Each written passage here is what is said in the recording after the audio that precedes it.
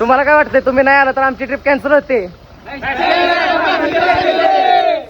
नमस्कार मित्रांनो, आज आम्ही सगळी चाललो तुळजापूरला देवीचं दर्शन घ्यायला. सगळ्यात पहिले देवीच्या नावानं नारळ फोडला आणि लगेच तुळजापूरच्या दिशेने रवाना झालो. गाडीत बसले की लगेच पोरांनी धिंगाणा करायला चालू केला. 2-3 तासाचा प्रवास केल्यानंतर टोल नाका लागला. तिथनं वाईच पुढे गेल्यावर एका हॉटेलमध्ये चहा प्यायला थांबलो. चहा पिऊन झाल्यावर भावाची झोपच उडलेली. तिथनं थोड्या वेळातच आम्ही तुळजापूर मध्ये पोहोचलो. तिथं जाऊन सगळ्यात पहिली रूम बघितली की लगेच पोरांनी आवरायला चालू केलं. अच्छा जी.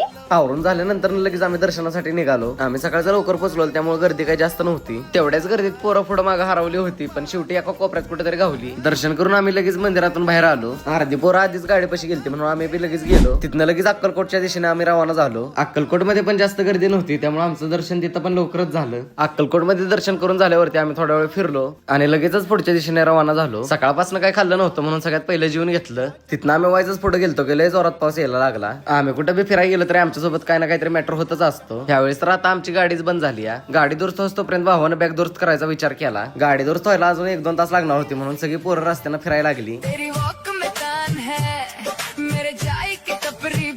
2-3 तास इकडे तिकडे टाइमपास केल्यानंतर गाडी आली आणि लगेच आम्ही घरच्या दिशेने रवाना झालो. आजच्या ब्लॉग साठी एवढंच. तुमच्या भावाला फॉलो करायला विसरू नका.